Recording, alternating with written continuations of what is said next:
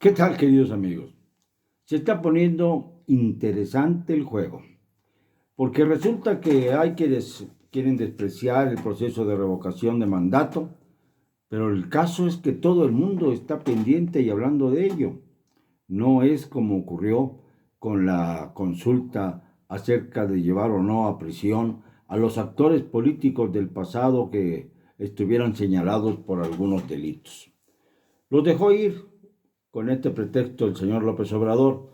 Ya no cumple con su obligación constitucional de perseguir a quienes tenga conocimiento de que hayan cometido serios delitos, como los expresidentes, claro, y si no lo hace, cae en responsabilidades. Yo creo que el primero que va a entrar a la cárcel porque no ha cumplido con sus deberes primigenios es el propio AMLO, como lo conocemos todos.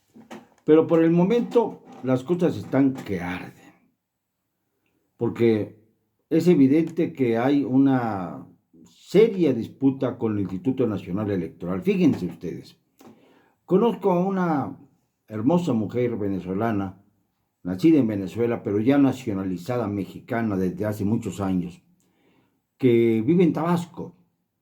Y ella estuvo vigente y fue activista en 2002 allá en Venezuela, cuando se produjo el proceso revocatorio contra Hugo Chávez.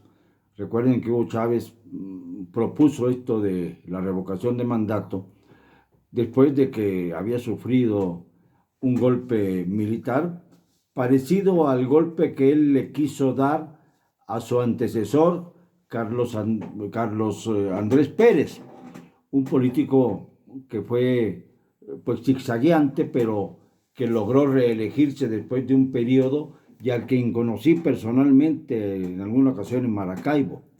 Un hombre inteligente, con mucha creatividad y profundamente empeñado en sacar adelante sus políticas, sobre todo en lo que se refiere al bienestar de los venezolanos. Ante esto, pues Hugo Chávez no toleró que hiciera un poquito a un lado a las grandes jerarquías militares y logró imponerse para intentar dar un golpe de Estado que fracasó. Y luego fracasó también el intento de darle un golpe de Estado al propio Hugo Chávez, ya estando en el poder, porque había una enorme cantidad de personas que se oponían a su gobierno. Y entonces, ¿qué fue lo que hizo? Salió por peteneras y resultó que lo que quiso fue llamar a un proceso revocatorio para saber si la mayor parte de los venezolanos lo apoyaban o no. Por supuesto que los opositores en conjunto lograron una importante suma de votantes a favor de la revocación. Muchos dicen que desde luego ganaron la revocación, pero resulta que en aquel entonces el INE, que así se llama también en Venezuela, estaba totalmente tomado por las fuerzas del gobierno. Era no un organismo, digamos, autónomo, sino era un organismo que estaba plenamente ocupado por las fuerzas chavistas. Y por supuesto que ahí, como cuando se cayó las computadoras o se cayó el sistema en la época de Manuel Bartlett como secretario de Gobernación, así en Venezuela se cayó el sistema y se salió con la suya a Hugo Chávez creyendo que se había ratificado su mandato. Y vean ustedes, 20 años después, se le sigue honrando junto a la esfinge del libertador Simón Bolívar, lo que representa una afrenta histórica que el mundo, que Latinoamérica debe superar, porque no es comparable una figura con la otra, bajo ninguna circunstancia. Pero en fin, todo esto pasó precisamente por una razón. El INE estaba tomado por Chávez y sus secuaces. Por eso no tuvo ninguna validez el proceso revocatorio. Aquí hay dos diferencias que marcan sin duda alguna el camino de este complejo proceso de revocación que se está dando en nuestro país. La primera diferencia es que la oposición en México es verdaderamente de bisutería. No sirve para nada. No aprovechan esta circunstancia para imponer los criterios opositores contra un presidente que ha encabezado un régimen que ha fracasado en todo sentido, en todas las líneas, en lo económico, en lo político, en lo social, en todo. En cuanto a las obras magnas que han tenido un sobrecosto increíble y que ahora se aceleran porque tienen que cumplir con los plazos, pero cuidado, porque cuando se aceleran las obras suelen descuidarse las mismas, como pasó con la línea 12 del metro allá por Tláhuac, que dio lugar a una matanza de 24 personas ensardinadas en los vagones del metro. Esto no podemos olvidarlo, como no podemos olvidar tampoco el drama de Tlahuelilpan en Hidalgo, con 132 muertos. ¿Por qué? Porque el señor López Obrador decidió combatir el huachicol, pero lo que hizo fue acelerar los dramas, las explosiones, el robo de combustible como un desafío, mientras las gasolineras estaban sin combustibles. ¿Se acuerdan ustedes de cuando sufrimos el desabasto de gasolinas? Lo difícil que la pasamos. No hay que olvidar, hay que tener memoria. Y esto se lo debemos a esa famosa lucha contra el huachicol, que ahora vemos que fue totalmente infructuosa. Bueno, como esto, está el proceso de revocación también.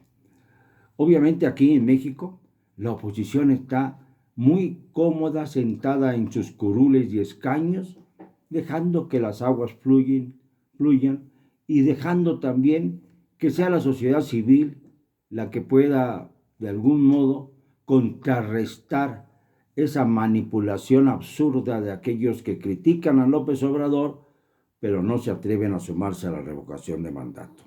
En esto soy muy claro.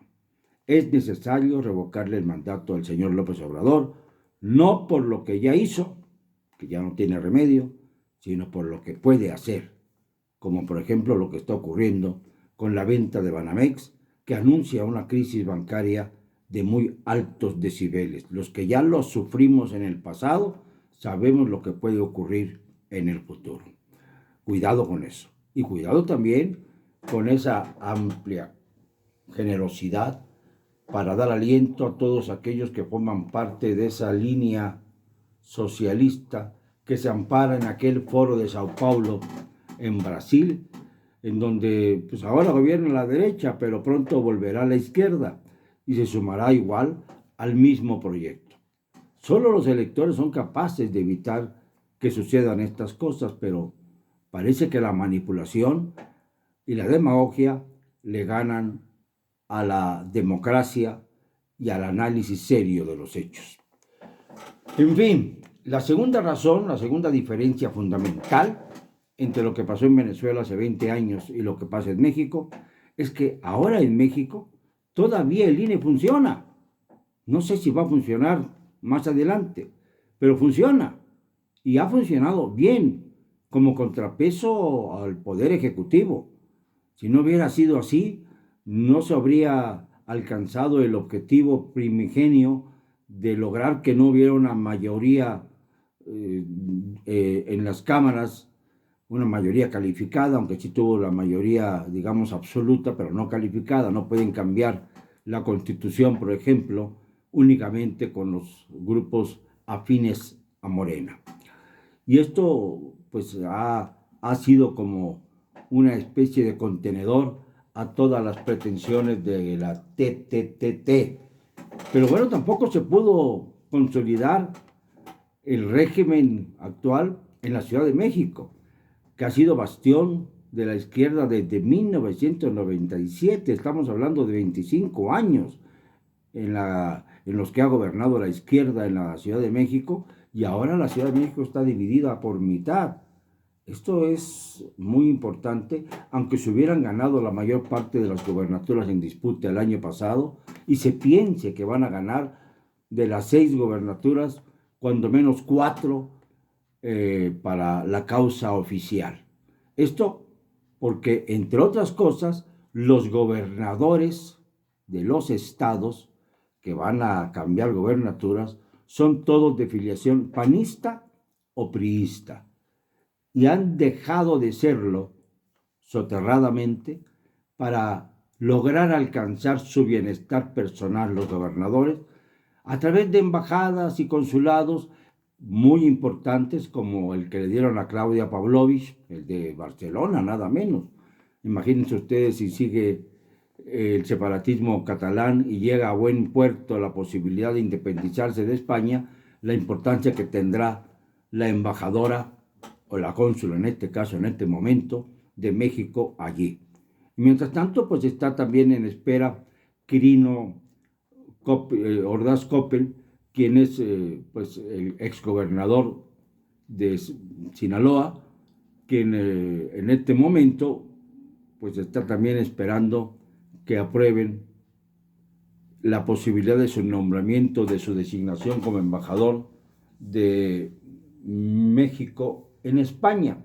Y en la misma circunstancia se encuentra el exgobernador de Campeche, que hizo todo lo posible para que ganara la morenista Laida Sansores, el priista Carlos Miguel Aiza, un sinvergüenza como cualquiera otro, que vendió Campeche, hizo todo lo posible, puso a su servicio el sistema político, la estructura política de Campeche al servicio de Morena para ganarse así la embajada de México en República Dominicana.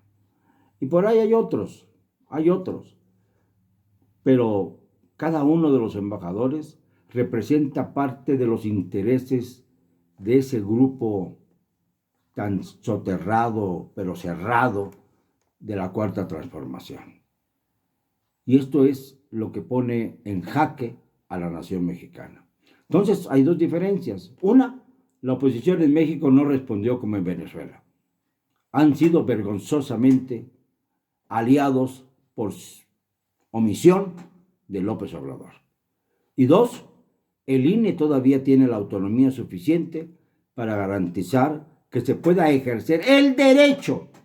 Es un derecho que ya está constitucionalmente registrado, el derecho a solicitar la revocación de mandato a mitad del camino del presidente de la República.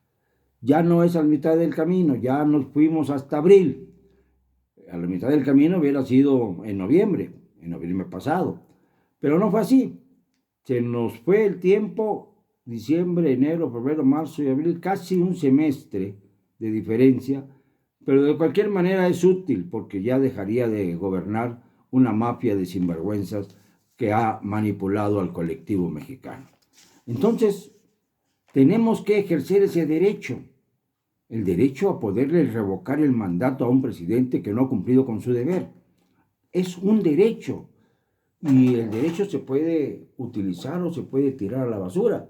Solo que si se tira a la basura, estamos provocando que el sistema político mexicano imponga su ley, es decir, se incline por la continuidad de un gobierno faccioso. ¿Esto es todo lo que queremos o preferimos de una vez dar el golpe, el mazazo, para que pueda México abrirse hacia un nuevo sistema político, hacia un nuevo modelo político que no ha sido el que ha impuesto López Obrador? Al contrario, con López Obrador se ha retrocedido. Con López Obrador han aumentado los pobres. Con López Obrador no hemos salido del crecimiento cero y más hacia abajo. Con López Obrador hay una deuda que va creciendo al ritmo de $1 billón al año. Con López Obrador se ha acabado con la justicia social. Con López Obrador ha crecido la Fuerza Armada, el Ejército, la Marina y la Guardia Nacional. La Guardia Nacional que tanto dolores de cabeza nos ha dado. Por eso estoy a favor de la revocación de mandato, porque tengo argumentos. Y los argumentos que escucho en contra los puedo superar con una gran facilidad, simplemente con un debate mediano. Esta es la verdad. Por eso, no se equivoquen. No caigan en la trampa. Busquen la manera de servir a México. Lo siento, no me van a callar. Y lo digo hoy y siempre, con cero cobardía.